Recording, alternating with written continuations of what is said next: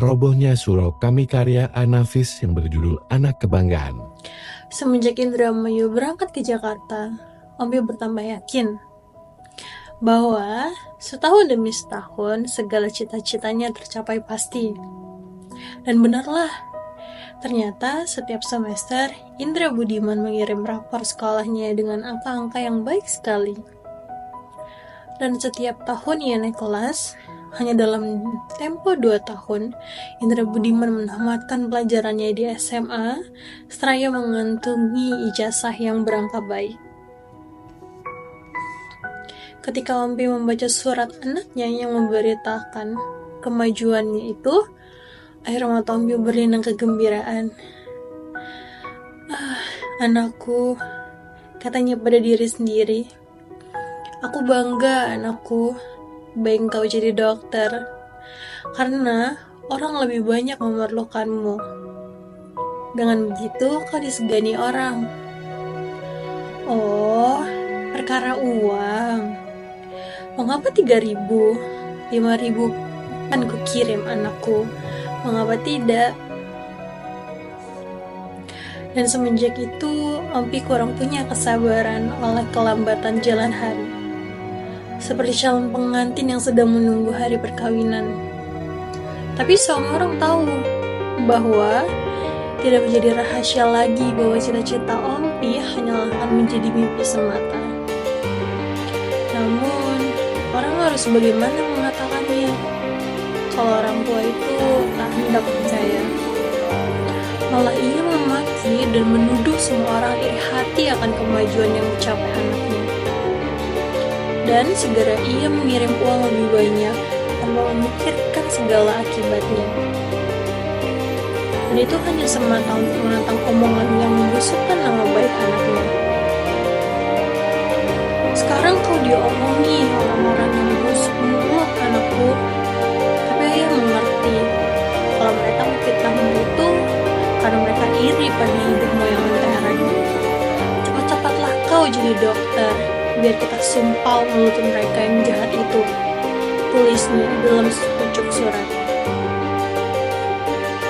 Dan akhirnya orang jadi kasihan pada Ompi. Tak seorang pun lagi membicarakan Indra Budiman padanya. Malah sebaliknya kini semua orang salah sepakat saja untuk memuji-muji. Oh, anak Ompi itu bukan main dia. Kalau tidak ke sekolah, tentunya menghafal di rumah. Kata seorang yang baru pulang dari Jakarta menjawab tanya Ompi. Ke sekolah? Kenapa ke sekolah dia? Ompi merasa tersinggung. Kalau student tidak menghafal tahu, tapi studi, tidak ke sekolah, tapi kuliah. Oh, ya, Ompi, itulah yang kumaksud.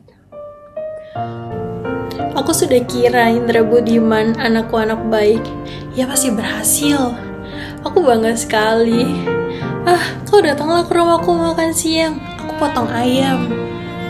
Dan oleh perantau pulang lainnya dikatakan kepada Ompi, siapa yang tak kenal dia? Indra Budiman. Seluruh Jakarta kenal. Seluruh gadis mengharap cintanya. Lalu Ompi geleng-geleng kepala dengan senyumnya. Bukan main, Indra Budiman anakku itu. Ya memang anak tampan, perempuan mana yang tak tergila-gila padanya. Datanglah kau ke rumahku nanti, ada oleh-oleh buatmu. Kemudian, kalau Ompi ketemu gadis cantik yang dikenalnya, ditegurnya. Hai, kau kenal anakku? Student dokter itu bukan? Nanti kalau ia pulang, aku perkenalkan padamu biar kau dipinangnya. Hahaha. Si gadis tentu saja merah mukanya karena merasa tersinggung. Tapi menurut Ompi, muka merah itu karena malu tersipu dan ia jadi tambah gembira. Akan tetapi ketika Ompi tahu aku bakal kawin, dia dapat ilham baru. Dia pun merasa pula bahwa Indra Budiman sudah patut ditunangkan. Dan pada sangkanya, tentu tentu Indra Budiman akan gembira dan bertambah rajin menuntut ilmu sebagai imbangan budi baik ayahnya yang tak pernah melupakan segala kebutuhan anaknya. Dan diharapkannya pula kedatangan orang-orang meminang Indra Budimannya, karena di kampung kami pihak perempuanlah yang datang meminang. Sudah tentu harapan Ompi tinggal harapan saja, tapi Ompi tak mau mengerti sikap keangkuhannya mudah tersinggung, dan bencinya bukan kepalang kepada orang-orang tua yang punya anak gadis cantik, bahkan bukan kepalang meradangnya Ompi. Jika ia tahu orang-orang mengkawinkan anak gadisnya yang cantik tanpa mempedulikan Indra Budiman lebih dulu. Tak masuk akal. Orang-orang tak menginginkan anaknya si calon dokter itu. Lama-lama rasa dendamnya pada mereka bagai membara. Awaslah nanti, kalau Indra Budimanku sudah menjadi dokter, akan keludahi mukamu semua sombong. Kepada Indra Budiman, tadi katakannya kemarahannya itu, malah sebaliknya dikatakannya, banyak sudah orang yang punya gadis cantik datang meminang, tapi semua telah ditolak. Karena menurut keyakinannya, Indra Budiman yang lebih mementingkan studi daripada perempuan. Apalagi seorang student dokter, tentu tak akan mau dengan gadis kampung yang kolot lagi. Pilihlah saja gadis Jakarta, anakku. Gadis yang sederajat dengan titelmu kelak, penutup suratnya. Celakanya, Indra Budiman yang selama ini menyangka bahwa tak mungkin ia dimau oleh orang kampungnya, lantas jadi membalik pikirannya.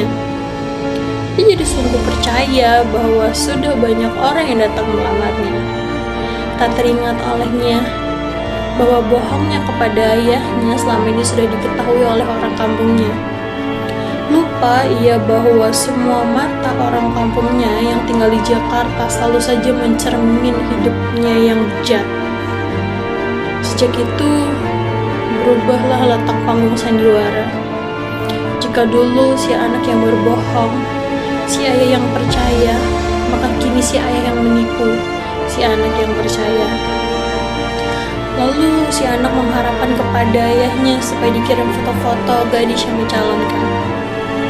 Untuk membuktikan kebenaran suratnya, Ompi mengirimkan foto gadis yang kebetulan ada padanya. Tidak peduli ia apa foto itu gambar gadis yang sudah kawin atau bertunangan.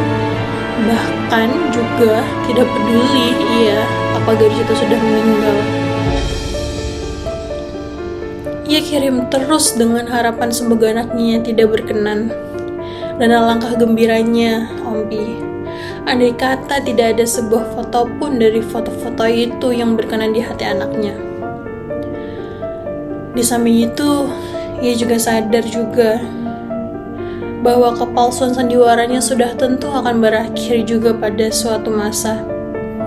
Anaknya pasti lama-lama tahu dengan begitu akan timbul kesulitan lain yang tak mudah diselesaikan. Tapi rupanya Tuhan mengasihi ayah yang sayang kepada anaknya. Persis ketika Ompi kehabisan foto para gadis itu. Dengan tiba-tiba saja, surat Indra Budiman tak datang lagi. Antara rusuh dan lega, Ompi gelisah juga menanti surat dari anaknya. Layaknya macan lapar yang terkurung menunggu orang memberikan daging. Pas ia menunggu, dikirimnya surat. Ditunggunya beberapa hari, tapi datang balasan. Dikirimnya lagi, ditunggunya juga tak terbalas. Dikirim, ditunggu, selalu tak berbalas. Bulan datang, bulan pergi, Ompi tinggal menunggu terus. Pada suatu hari yang tak baik, dikala Ompi sudah mulai putus asa, datanglah Pak Pos dengan tangannya segenggam surat. Maka darah Ompi kencang berdebar, gemetar ia bahagia. Tetapi alangkah remuknya hati orang tua itu, karena ternyata pengantar surat itu cuma mengantarkan surat-suratnya yang dikembalikan. Ia tak percaya bahwa surat-suratnya itu kembali. Ia seperti merasa bermimpi, dan tubuhnya serasa seringan kapas yang melayang ditiup angin. Di balik-baliknya surat itu berulang kali, lalu dibukanya dan dibacanya satu persatu, dan tahulah ia bahwa semuanya memang surat untuk anaknya yang ia kirimkan dulu. Tapi ia tak meyakininya dengan sungguh-sungguh. Malah ia coba meyakinkan dirinya sendiri bahwa ia sedang bermimpi, dan berdoalah ia kepada Tuhan agar apa yang terjadi adalah memang mimpi. Semenjak itu, segalanya jadi tak baik. Ia jatuh sakit, bahkan sampai mengigau, dan oleh seleranya yang patah, Ompi bertambah menderita jua, lahir dan batin. Kini dalam hidupnya hanya satu hal yang dinantikannya, yaitu surat dari anaknya, Indra Budimannya. Seluruh hidupnya bagai jadi meredup seperti lampu kemercikan sumbu, dan ia terlentang di ranjangnya, enggan bergerak. Tapi matanya selalu lebar terbuka memandang langit-langit kelambu. Mata itu kian hari semakin jadi besar tampaknya oleh badan yang kian mengurus. Tapi matanya yang lebar itu tiada cemerlang redup. Akan setiap sore di antara jam 4 dan jam 5, Ompi kelihatan seperti orang sakit yang bakal sembuh. Dan ia sanggup berdiri dan melangkah ke pintu depan, dan cahaya matanya kembali bersinar-sinar, karena pada jam itu biasanya Pak Pos biasanya mengatakan surat-surat ke alamatnya masing-masing. Tapi saat-saat seperti itu yang membiarkan masa bahagia dan harapan adalah juga masa yang menambah dalam luka hatinya hingga lebih meroyak. Sebab selamanya Pak Pos itu tak mampir lagi membawakan surat dari Indra Budiman. Dan kalau Pak Pos itu telah lewat tanpa singgah, reduplah lagi mata Ompi. Namun kemalangan itu bertambah lagi, yaitu ketika Ompi jatuh terduduk. Lama orang baru tahu dan memapahnya keranjangnya di kamar. Ompi jadi lumpuh, dan habislah sejarah Ompi menanti di ambang pintu setiap sore. Ia kini menanti dengan telentang di ranjangnya. Sebuah kaca disuruhnya supaya dipasang pada dinding yang dapat memberi pantulan ke ambang pintu depan, sehingga ia akan serta-merta dapat melihat Pak Pos mengantarkan surat Indra Budiman. Dan semenjak itu, pada setiap jam 4 hingga jam 5 sore, matanya akan menatap ke kaca itu, hanya di waktu itu saja. Sedangkan di waktu lain, Ompi seolah tak peduli pada segalanya. Kami tak pernah lagi memanggil dokter setelah 3 kali ia datang, karena kedatangan dokter hanya akan memperdalam luka hatinya saja. Kehadiran dokter itu menimbulkan risau hatinya karena ingat pada Indra Budiman yang bakal jadi dokter, tapi tak pernah lagi mengirimnya surat. Kedatangan seorang dokter dipandang sebagai suatu sindiran bahwa anaknya masih juga belum berhasil menjadikan cita-citanya tercapai. Ketika terakhir aku menemui dokter yang sudah enggan datang, dokter hanya menggelengkan kepala saja. Aku tak mampu lagi mengobatinya. Carilah dokter lain saja, atau bawa ia ke rumah sakit. Kalau semua tak mungkin, jangan tinggalkan dia sendirian. Bila perlu, meski dengan risiko besar, bangunkanlah kembali mahligai angan-angannya.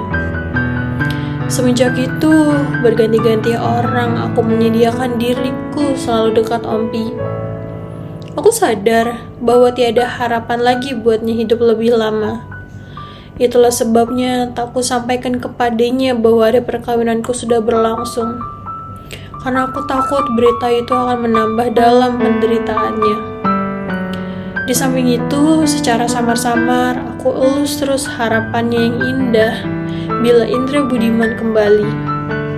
Ku karang cerita masa lalu dan angan-angan masa depan yang menyenangkan. Ku ceritakan dengan hati yang kecut.